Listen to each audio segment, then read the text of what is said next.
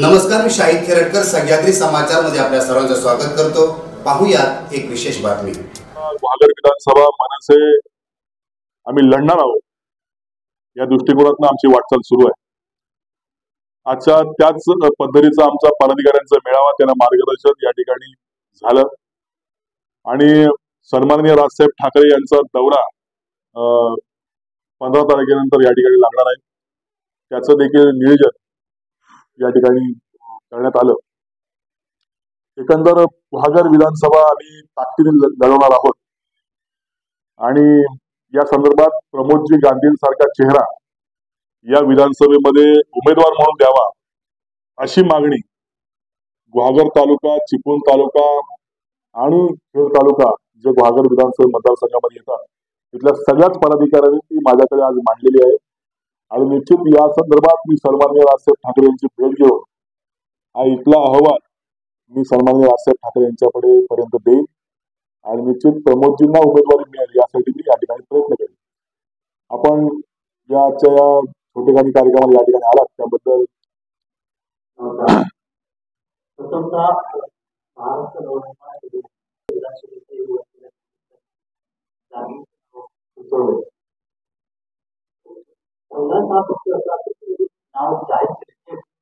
उमेदवार म्हणून जायचे पक्षाच्या अधिकृत बैठकीमध्ये लोकसभेच्या आपण महायुतीमध्ये होतात त्या महायुतीमध्ये समाजाने बोलतात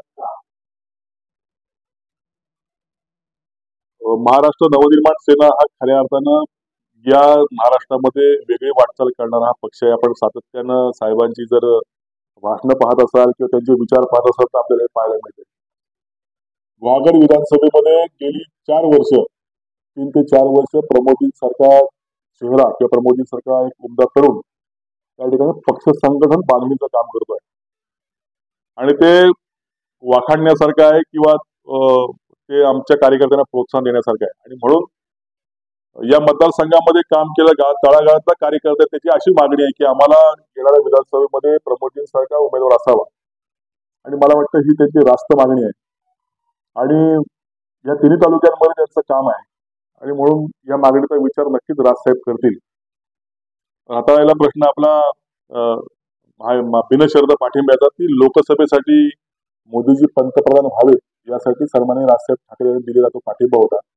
त्याच्यामध्ये विधानसभेचा कुठलाही उल्लेख त्यावेळेला नव्हता। त्यामुळे विधानसभा ही आम्ही स्वतंत्रपणे लढणार आहोत अशा पद्धतीची भूमिका सन्माननीय राजसाहेब ठाकरे यांनी आमच्या पक्षाच्या राज्य कार्यकारिणीमध्ये घेतलेली आहे आणि त्या पद्धतीनं 200 ते 250 उमेदवार या महाराष्ट्रामध्ये निवडणुकीसाठी उभे करायची अशी व्यूहरचना आमची झालेली आहे आणि म्हणून या निवडणुकीमध्ये स्वतंत्रपणे मनसे म्हणून या ठिकाणी आम्ही लढू असा आमचा ठाम विश्वास आहे।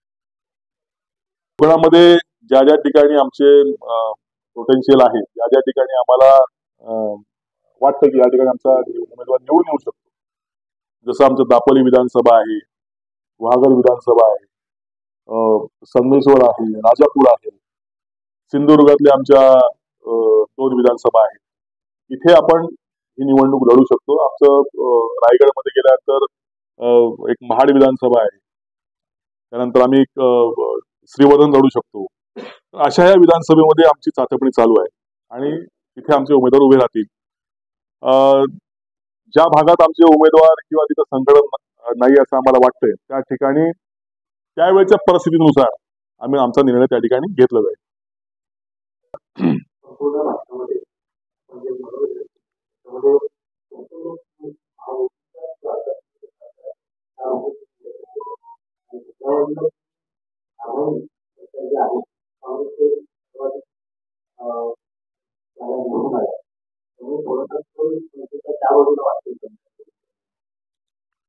बघा, माझं बोलण्याचा उद्देश असा आहे की सत्तेच्या विरोधामध्ये असलेला नेहमी माणूस, व्यक्ती किंवा संघटन हे जनतेला आवडत असतं कारण जनतेच्या मनातलं ते बोलतो माणूस संघटन बोलत असतं।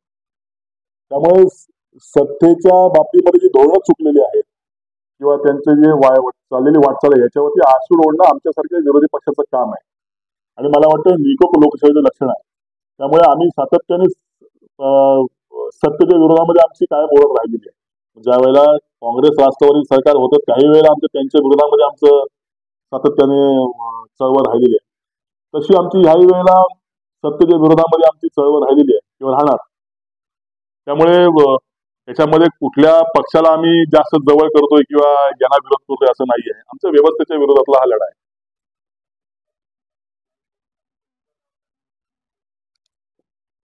व काही पक्षीय स्तरावरची धोरणं असतात, पक्ष स्तरावरचे आदेश असतात.